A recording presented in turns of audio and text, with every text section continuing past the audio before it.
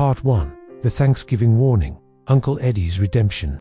The Louisville house smelled like my mother's green bean casserole and my grandmother's collard greens. Outside, November had stripped the trees bare. Inside, 3 generations crowded into rooms that suddenly felt too small. I hadn't wanted to come home. My last year of medical school was consuming me. I was 4 months away from my board exams, sleeping 4 hours a night, living on coffee and panic. The thought of a week away from my apartment, away from my notes, my study groups, my carefully constructed routine felt like drowning. But family is family, and Thanksgiving is Thanksgiving. My mother had texted me with the kind of persistence that transcends politeness. Your Uncle Eddie will be there. You should spend time with him. Uncle Eddie, the family pariah.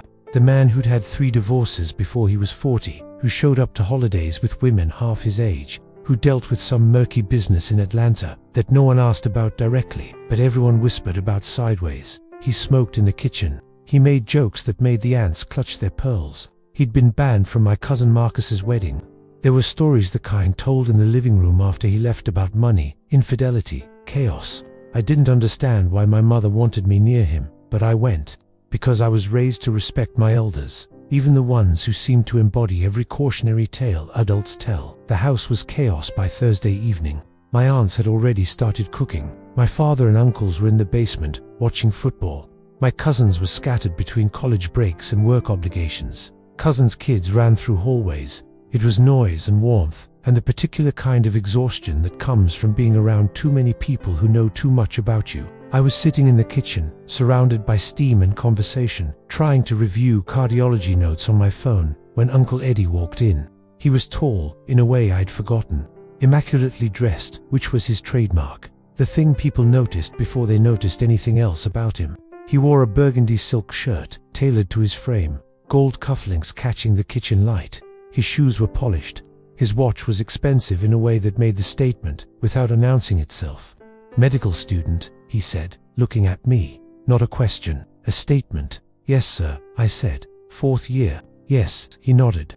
Moved past me, poured himself a drink, something brown, and probably expensive from the bottle he'd brought, and settled into a chair like he was conducting business. You dating anyone? He asked. The question felt random, intrusive. The kind of thing uncles ask when they're trying to make conversation. No, I said. No time. Board exams in 4 months. After that, residency. He nodded again, slow, deliberate. Good, he said. And he meant it in a way that made me look up from my phone. My mother appeared in the doorway, saw Eddie, and the tension that materialized could have been cut with a knife. She didn't say hello. She just started aggressively rearranging things on the counter that didn't need rearranging. Eddie ignored her. You know why your mother doesn't want me around? He asked me. Eddie, my mother said sharply. No, Diane. The boy's old enough to understand. He took a long drink. I'm going to talk to him. He needs to hear this more than anyone in this house needs their comfort. My mother left, not because Eddie told her to, but because she knew. She'd planned this. She'd brought me home for this. You're going to get married, Eddie said. Not a question. I don't know, I said. Maybe, eventually, after school. After you're going to get married, he repeated. Not tomorrow, but in a few years, you're going to meet someone. And because you're smart, because you're going to be a doctor, because you're going to work hard and build something, you're going to attract women. He leaned back in his chair. Most men, he said, think the problem is choosing the right woman. They think if they read enough books, take enough advice, pray enough prayers, they can spot the one, the good one, the one who's different. After he finished his drink. That's the first lie. The problem isn't choosing right. The problem is recognizing wrong. And wrong is very good at looking right. Let me tell you something, Eddie continued, and I realized he was about to say something important. The kind of thing that required full attention. There are 10 ways a woman will test you, not all at once, some of them over years, some hidden so well you won't see them until you're already invested. He held up his hand, fingers extended. The first one, he said, is the hot and cold game. One day she's warm, fully into you. The next day, she's distant, unavailable. This push, pull it, creates confusion, and confusion creates attachment. You start trying to figure out what you did wrong. You start working harder. You start doing more. He folded his first finger down. That's the trap. Don't chase when she pulls back. Stay calm, stay centered, match her effort, not her words. If interest is inconsistent, you reduce your investment. You protect your peace. The second one, he said, is the jealousy trigger. She mentions other men. She flirts in front of you. She posts photos for male attention. The goal is to test your reaction, to boost her ego by making you compete. He leaned forward. Never compete for her attention. A secure man doesn't play jealousy games. If she thrives on this SIF, she needs other men's eyes on her to feel alive. She's not relationship material. That tells you everything you need to know. He continued methodically, like a man teaching anatomy.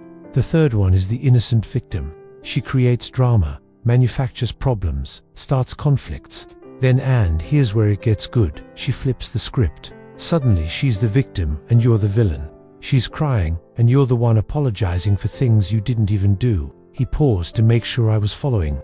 Don't get trapped in endless defense. Don't try to prove yourself. Step back. Check the facts. Refuse to be her savior for manufactured problems she created to feel something. He continued through the fourth, fifth, and sixth games. The silent treatment, he said, is when instead of talking through issues like adults, she withholds affection, attention, communication. It's punishment. It's control. A mature woman communicates. She doesn't punish.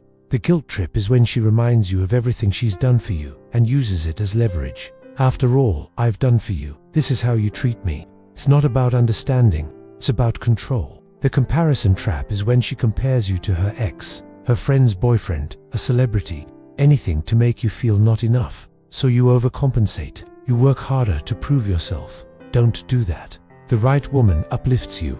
She doesn't spend her time measuring you against ghosts. Now, Eddie said, and his voice changed, got harder. The last four are more dangerous. He held up his fingers again, the almost girlfriend phase. She acts like your girlfriend. She gets your time, your attention, your loyalty, your emotional support. She gets all the benefits of being with you, but she avoids real commitment. She keeps her options open. She enjoys everything while giving nothing in return. He tapped the table. You need to define the relationship early, clearly, no ambiguity. If she avoids clarity, that's your answer. That's the information you need. Do not invest fully in someone unwilling to meet you halfway. Commitment should be mutual. The comparison trap. Wait, I already told you that one, he said, then corrected. No, the you deserve better push. She says, you deserve someone better than me. Sounds selfless, right? Sounds humble. He shook his head. It's an exit strategy. She's already halfway out. She wants you to do the breaking up, so she avoids accountability. Take her seriously. If she says you deserve better, believe her. Don't chase someone who's already running. The gaslighting spin is when she denies reality. She twists facts. She makes you question your own memory, your own perception. Suddenly you're doubting yourself instead of holding her accountable. He looked directly at me. Trust your gut. Trust evidence. If she's constantly flipping truth into lies, if you're always second-guessing what actually happened, walk away. Your sanity is worth more than proving yourself to someone determined not to believe you. And finally, he said, the final test, disrespect. She throws insults your way. Attitude, blatant boundary pushing. She does this on purpose, to see how much you'll tolerate, to see if you have a line. He leaned back. Never negotiate respect. The moment she disrespects you at once, not in anger, but consistently distance yourself. A man's value is measured by what he refuses to tolerate. Eddie stood up, walked to the window, looked out at the Louisville darkness. The reason every man gets trapped, he said, is because he thinks love is about forgiveness. It's not. Love is about boundaries. Real love respects boundaries. It doesn't test them constantly. He turned back to me. You're going to meet a woman. She's going to be beautiful or smart or funny or accomplished. Maybe all of those things. And because you're going to be tired, because you're going to be working hard, building something, investing in your future, you're going to want someone in your corner. He sat back down. That's when she starts the games. Not maliciously, necessarily. Maybe she doesn't even know she's doing it. Maybe it's just how she learned to operate. But the games will come. And if you're not paying attention, if you don't recognize them, they'll become your normal. You'll spend years, he said quietly, trying to be enough for someone who will never let you be enough. You'll question your own memory. You'll apologize for things you didn't do. You'll work harder while she works less. You'll invest more while she invests less. And you'll call it love. He finished his drink. It's not love. It's damaged. And you'll carry it into every relationship after. There's only one rule that matters, Eddie said. You listen. I nodded. The moment you see a pattern, not an exception, a pattern, you walk. Not in anger, not in drama, but you walk. You protect yourself, because no one else will. He stood up again. Your mother thinks I'm trash, he said. I know this. Everyone knows this. 3 marriages, multiple businesses that failed. Things I'm not proud of. But you know what? I learned something in all that failure. He looked at me seriously. I learned that you can't fix someone who doesn't want to be fixed. You can't love someone into being better.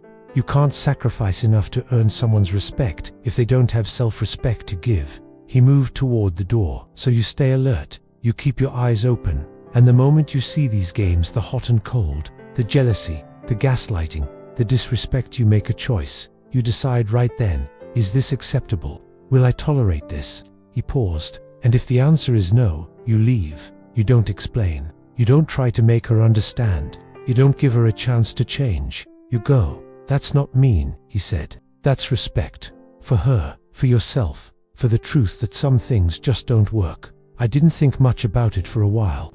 I finished medical school, started residency, worked 90-hour weeks, met someone at a hospital fundraiser. She was beautiful, ambitious, worked in real estate development, had connections, had drive. Everything started perfectly.